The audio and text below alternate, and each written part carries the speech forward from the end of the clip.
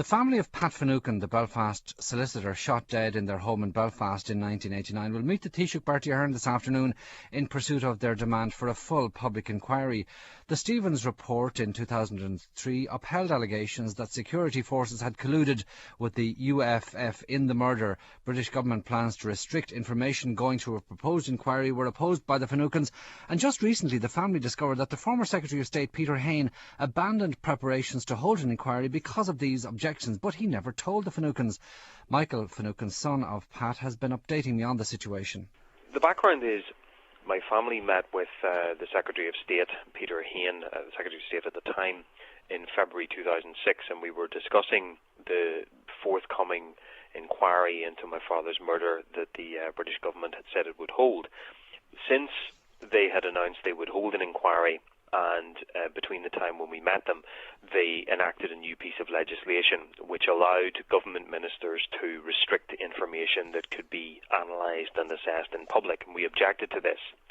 The meeting with the Secretary of State was to discuss our objection, and the Secretary of State was anxious to reassure us of the government's intentions to hold a full inquiry. That was the last confirmation of their position that we received in person, although several confirmations were received in letters subsequently.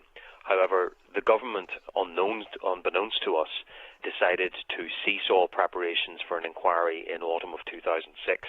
This was only notified to us in a letter which our family solicitor received 2 weeks ago on the 7th of April. What's your response to the substantive justification for that? They say it was no longer justifiable to continue devoting public money to preparations for an inquiry that the family would refuse to accept under the terms set out.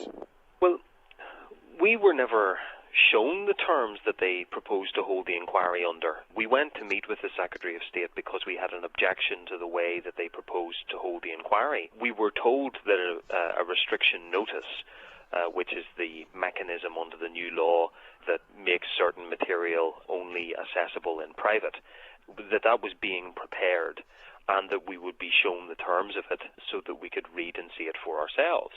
That was never done. And furthermore, they stopped working on it and stopped working on any of the preparations for the inquiry and didn't tell us. And I think it's clearly disingenuous of the government to say that really it's all our fault that they can't have an inquiry, because that doesn't address a very simple and fundamental question. If it's all our fault, why didn't they tell us a year and a half ago that they weren't going to do any further work on the inquiry? At this stage, Michael, would an inquiry along the lines they proposed initially, even though you're not fully happy with it, would that be better than no inquiry at all? It is our position that we want an inquiry. We're not serial objectors or professional againsters or anything of the sort. We want to be involved in an inquiry. We want an opportunity to see evidence, to read documents, to hear from witnesses, to ask questions. We want to do all of those things. And insofar as we can have one, we want an inquiry that is public and open and transparent and accountable.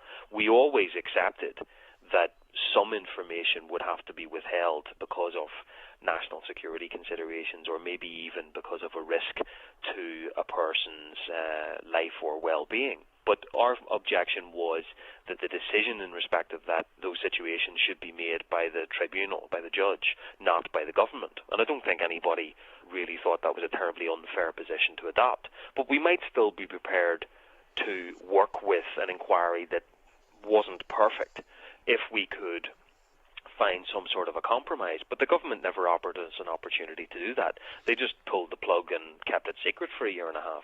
You're meeting the Taoiseach Bertie Ahern this afternoon, just ahead of his departure from office. Do you think he can do anything for you at this stage? Well, I think the Taoiseach has already made it clear to the British government that he feels our case is unfinished business and business that needs to be finished.